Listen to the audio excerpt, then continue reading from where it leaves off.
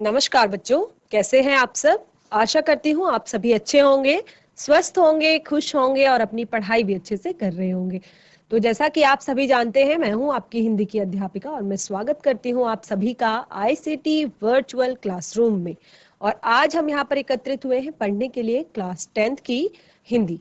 Class 10th में अभी तक हमने हिंदी में आपकी जो कृतिका है पाठ्य पुस्तिका, उसमें हमने आपका जो फर्स्ट चैप्टर था वो हमारा कंप्लीट हो गया है। उसके हमने क्वेश्चन आंसर प्रश्न उत्तर भी कर लिए हैं और बाकी जो हमारी दूसरी बुक है क्षितिज, उसमें भी हमारे 4 से 5 चैप्टर जो हैं वो कंप्लीट हो गए हैं।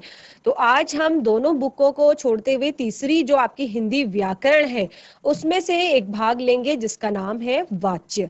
क्योंकि हिंदी व्याकरण जो है ये बहुत ही ज्यादा महत्वपूर्ण है हमारी हिंदी भाषा को सीखने के लिए, पढ़ने के लिए, लिखने के लिए, सभी चीजों के लिए। तो हिंदी में आप जब 10th क्लास में आते हैं तो ज्यादा कुछ चीजें आपके पास नहीं होती, लेकिन कुछ महत्वपूर्ण टॉपिक्स आपकी परीक्षा में आते हैं जिसमें से वाच्य जो है वो एक बहुत ही ज्यादा महत्वपूर्ण आपका एक भाग है।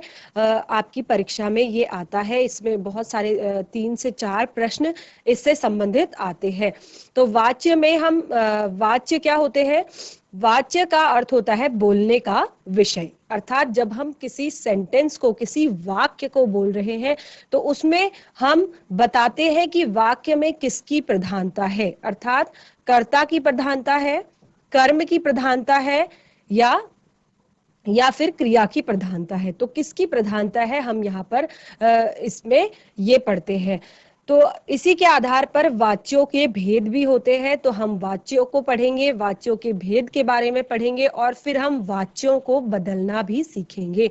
अर्थात कर्म वाच्य को कृतवाच्य में, कृतवाच्य को भाववाच्य में, भाववाच्य को कर्मवाच्य में। इस तरह से हम वाच्यों को बदलना भी सीखेंगे। तो वाच्य का अर्थ होता है किसी भी क्रिया में ये बताना कि जो क्रिया वाक्य का विषय क्या है। तो चलते हैं स्मार्ट बोर्ड की तरफ, शुरू करते हैं आज का सेशन। सभी बच्चे ध्यान से देखेंगे। तो हम पढ़ रहे हैं वाच्य। जैसे कि मैंने आपको बताया, वाच्य बहुत ही ज्यादा महत्वपूर्ण टॉपिक है हमारे हिंदी व्याकरण में।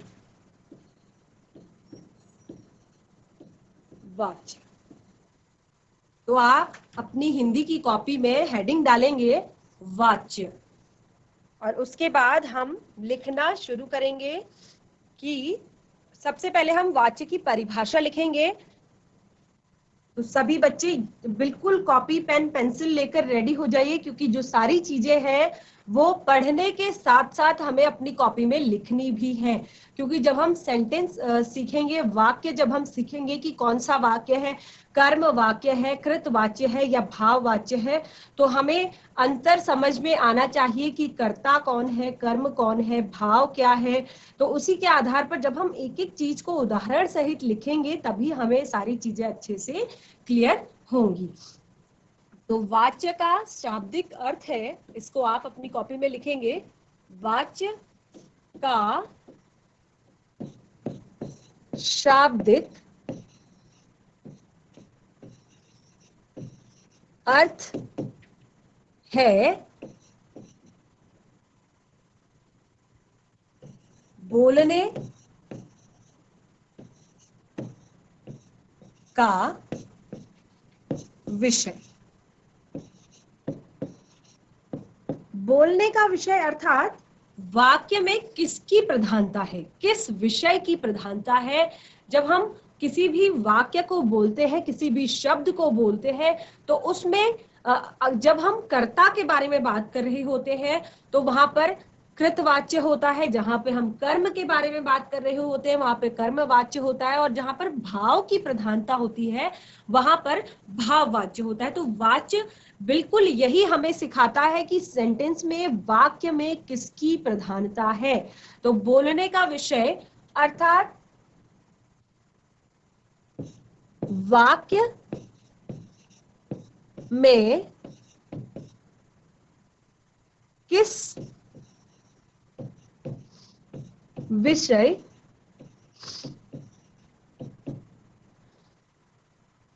की प्रधानता है।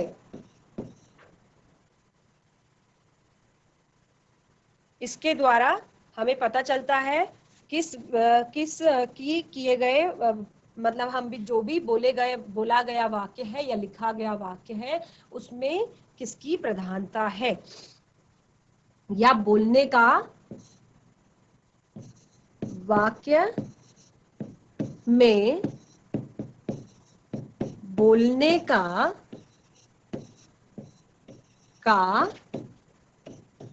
विषय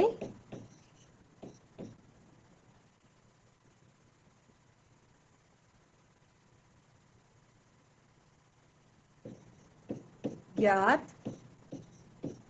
होता है। ठीक है, या तो हमें वाक्य में ये पता चलता है कि किसकी प्रधानता है या फिर बोलने का विषय क्या है ये हमें पता चलता है। ठीक है, तो इसको हमने इस तरह परिभाषा इसकी लिखी। अभी मैं यहाँ पर कुछ वाक्य लिखती हूँ उदाहरण के रूप में। आयुष पुस्तक, आप लोग थोड़ा सा अंदाजा लगाइए कि क्या इसमें प्रधान हो सकता है। आयुष पुस्तक पढ़ता है। संतोष द्वारा गेंद से खेला जाता है।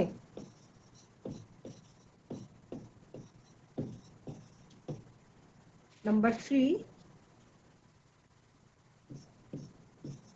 गीता से गाया नहीं जाता।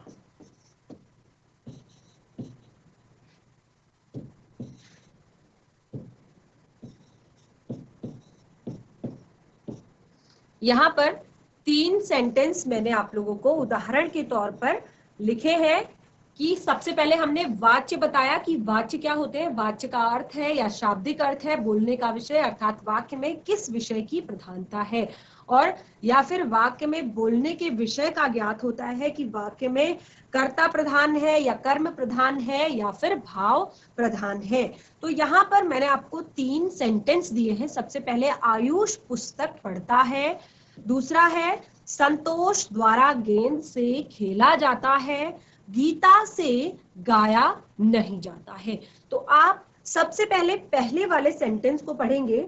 यहाँ पर जो वाक्य है आयुष पुस्तक पढ़ता है, तो यहाँ पर क्रिया का जो रूप है उससे हमें पता चल रहा है कि ये क्रिया आयुष के आधार पर यहाँ पर लिखी गई है। पढ़ता है अर्थात जो पढ़ता है शब्द है ये क्या है, आपका एक वचन है, और ये एक वचन है और पुल्लिंग है।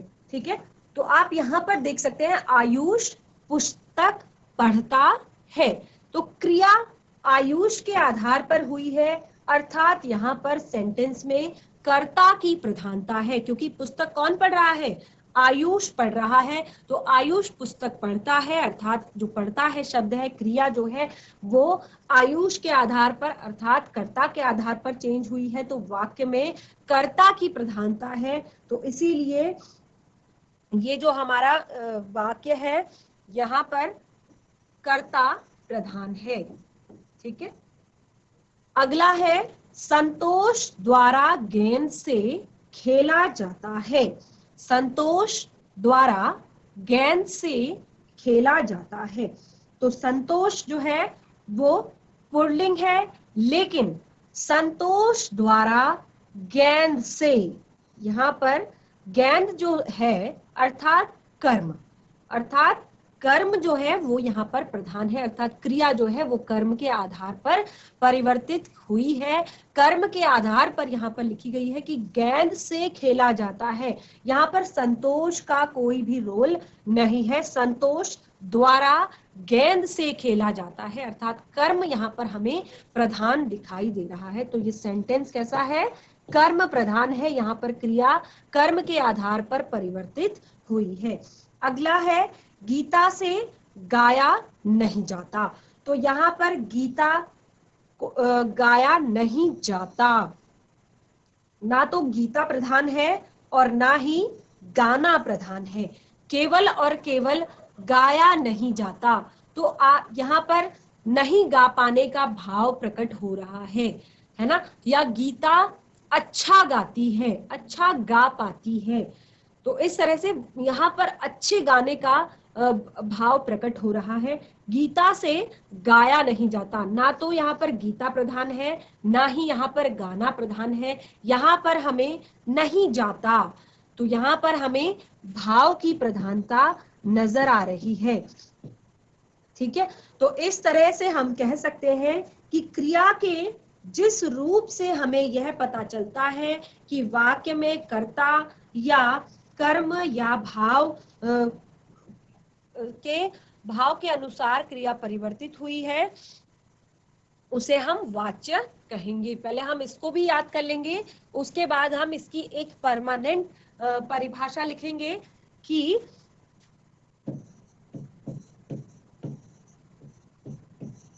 इस तरह से लिखेंगे, क्रिया के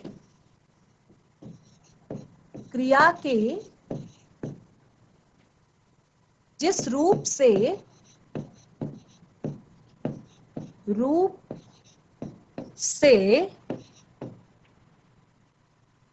यह पता चले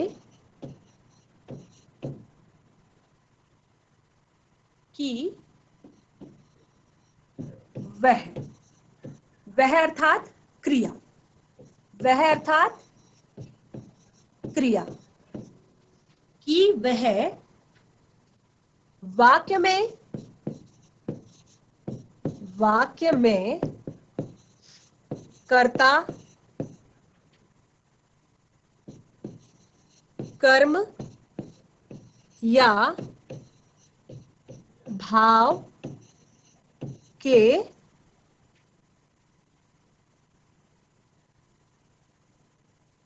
अनुसार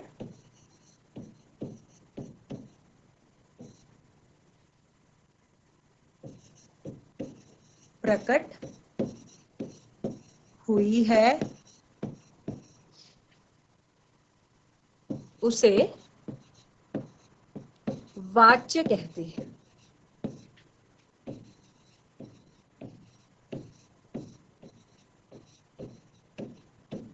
ठीक है, क्रिया के जिस रूप से यह पता चले कि वह वाक्य में कर्ता कर्म या भाव के अनुसार प्रकट हुई है, उसे वाच्य कहते हैं।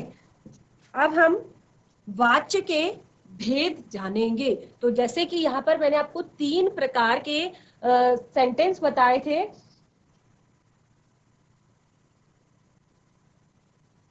कि सबसे पहला था आयुष पुस्तक पढ़ता है, दूसरा संतोष द्वारा गेंद से खेला जाता है, गीता से गाया नहीं जाता। तो यहाँ पर हमने 3 तरह के वाक्य पढ़े थे, एक में कर्ता की प्रधानता थी, एक में कर्म की प्रधानता थी, एक में भाव की प्रधानता थी। ठीक है, तो उसी के आधार पर हमने यहाँ पर जो परिभाषा है उसे बनाया कि क्रिया के जिस रूप से हमें यह पता चलता है कि उसे क्रिया किसके आधार पर वाक्य में प्रयोग हुई है, उसे हम वाच्य कहते हैं। तो अब हम इसी के आधार पर बताएंगे कि वाच्य के, इसको आप हेडिंग डालकर लिखेंगे, वाच्य के भेद, वाच्य के भेद।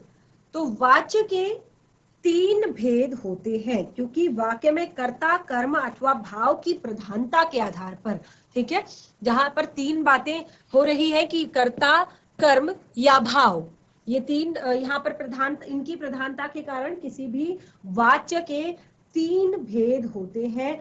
कौन कौन से 3 भेद होते हैं उन्हें एक बार लिख लेते हैं। कृतवाच्य,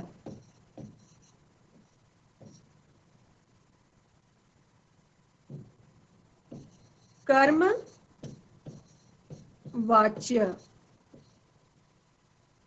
और भाव वाच्य।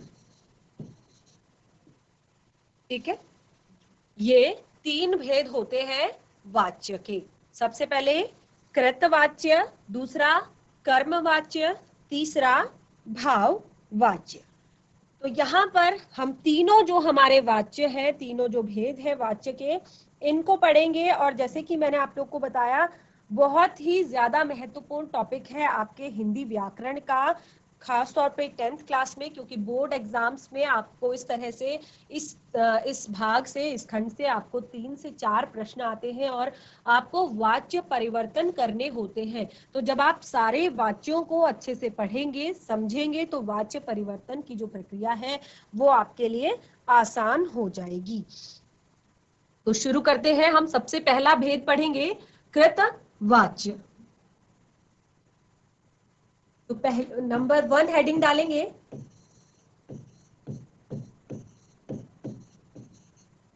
कृतवाच्य। तो सबसे पहले इसकी परिभाषा हम लिखेंगे कि जिस वाक्य में कर्ता की प्रमुखता होती है, अर्थात कर्ता जो है वो प्रधान होता है, अर्थात क्रिया का जो प्रयोग है कर्ता के लिंग, वचन, कारक के अनुसार होता है और इसका सीधा संबंध कर्ता से होता है। इसको पूरा एक परिभाषा हम इसकी बनाएंगे, फिर उसके बाद हम इसको लिखेंगे। जिस वाक्य में कर्ता की प्रधानता होती है,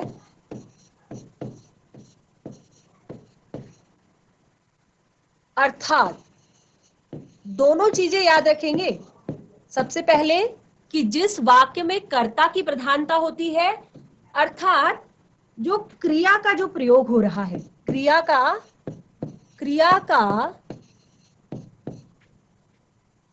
प्रयोग, क्योंकि कर्ता की प्रधानता है तो क्रिया का जो प्रयोग है वो कर्ता के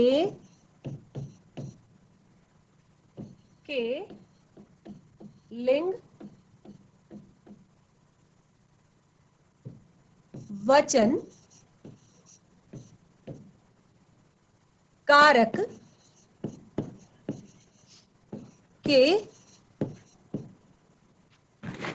अनुसार होता है।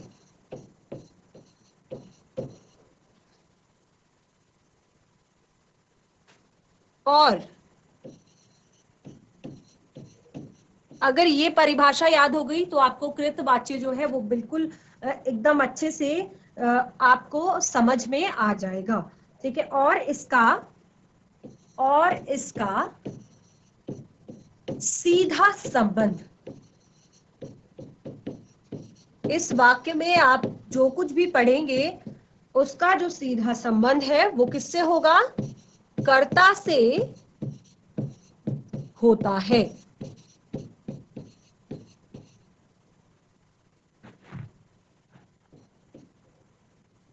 इसे कृतवाच्य कहते हैं। बिल्कुल इसी तरह लिखेंगे अपनी कॉपी में इसे। फिर से एक बार पढ़ लेते हैं। जिस वाक्य में कर्ता की प्रधानता होती है और क्रिया, अर्थात वाक्य में जो प्रयोग होने वाली क्रिया है, इसका वो कर्ता के लिंग, वचन, कारक के अनुसार होती है। क्रिया का प्रयोग कर्ता के लिंग, वचन, कारक के अनुसार होता है और इसका सीधा संबंध कर्ता से होता है। जो भी क्रिया है उसका सीधा संबंध कर्ता से होता है, इसीलिए इसे कृतवाच्य कहते हैं। तो इसको आप अपनी कॉपी में भी इसी तरह अंडरलाइन करेंगे, बिल्कुल ध्यान से। कुछ उदाहरण इसके देख लेते हैं, जैसे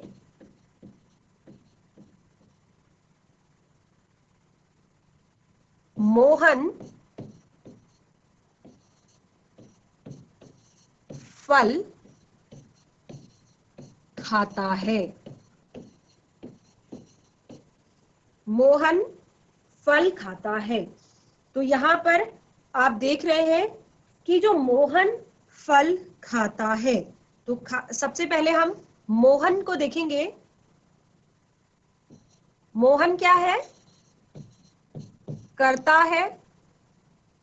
फिर क्या है? एक वचन है। और क्या है? पुल्लिंग है।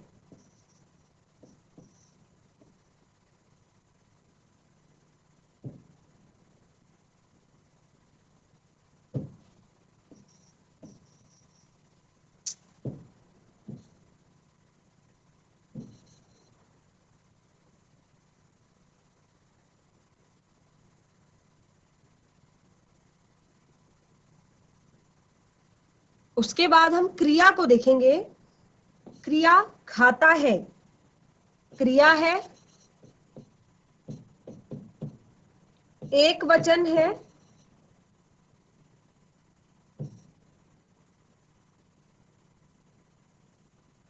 और पुल्लिंग है।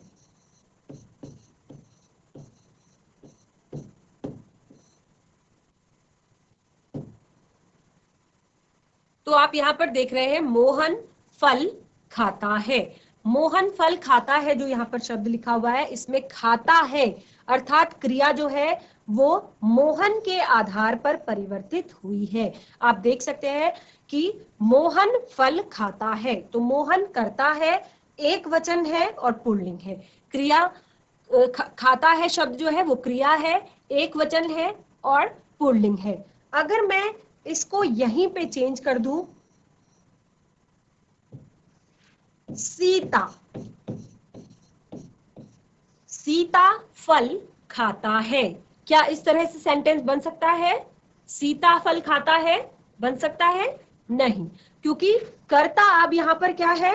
अब यहां पर कर्ता हमारा परिवर्तित हो गया है। कर्ता अब स्त्रीलिंग है। तो हम यहां पर ये जो सेंटेंस है इसको हम किस प्रकार लिखेंगे? सीता फल खाती है। तो सेंटेंस जब चेंज हो जाएगा तो यहाँ पर किसके आधार पर सेंटेंस चेंज हुआ? क्योंकि हमने यहाँ पर कर्ता बदल दिया, मोहन की जगह हमने सीता लिख दिया। तो कर्ता तो है ही, एक वचन भी है, और क्या है? स्त्रीलिंग है। और उसी के आधार पर हमारी जो क्रिया है वो भी यहाँ पर चेंज हो जाएगी और वो भी यहाँ पर स्त्रीलिंग हो जाएगी।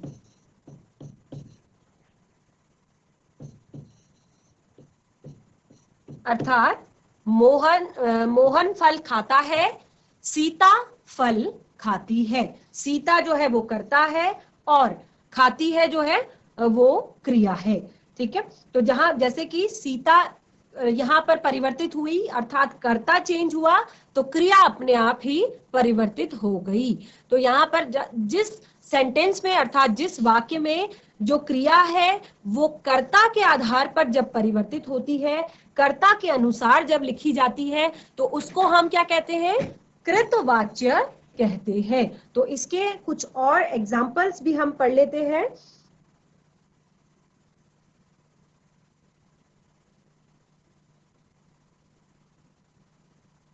जैसे सोनल कपड़े सी रही है। सोनल कपड़े सी रही है।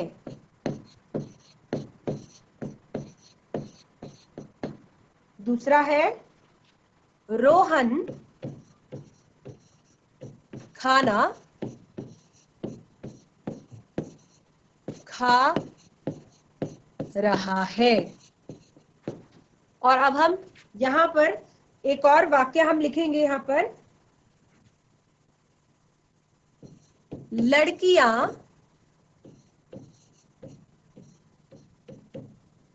गाना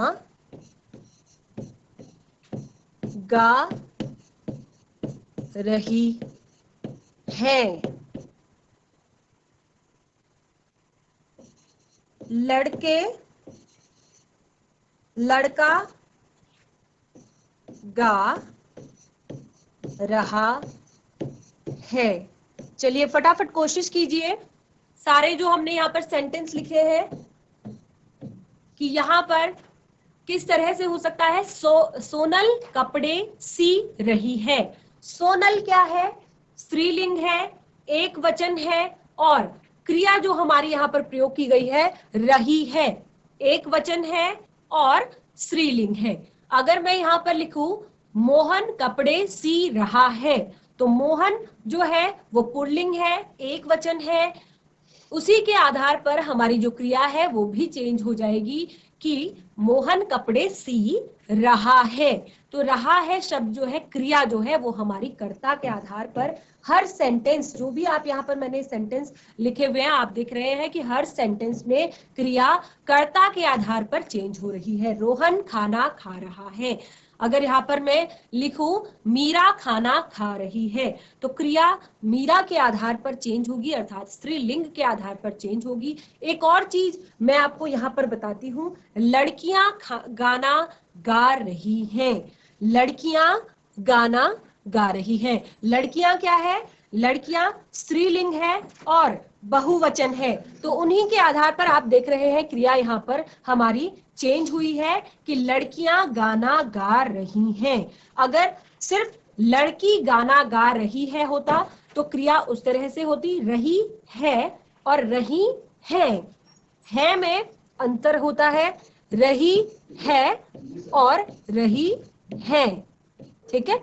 तो उसी तरह से हमारी क्रिया चेंज होगी, अर्थात सारे जो सेंटेंस है, लड़का गाना गा रहा है या लड़की गाना गा रही है, तो सारे सेंटेंस जो है उसमें हमारी जो क्रिया आप देख रहे हैं वो कर्ता के आधार पर चेंज हुई है, कर्ता के आधार पर यहाँ पर लिखी गई है, तो इसीलिए ये सारे क्या है? कर्तृवाच्य हैं। तो बच्चों आज की क्लास में हमने वाच्य की परिभाषा पढ़ी और हमने जाना कि वाच्य में जिसकी भी प्रधानता होती है, चाहे वो कर्म की हो, चाहे वो कर्ता की हो, चाहे वो भाव की हो, उसी के आधार पर क्रिया जो है वो परिवर्तित होती है और इसी को हम वाच्य कहते हैं। और वाच्य के भेदों के बारे में जाना, कृतवाच्य, कर्मवाच्य और भाववाच्य। अभी तक हमने कृतवाच्य को पढ़ा है, आगे के सेशन में हम इसके 2 भागों को पढ़ेंगे। तो मिलेंगे नए सेशन में, तब तक के लिए धन्यवाद। आपका दिन शुभ हो।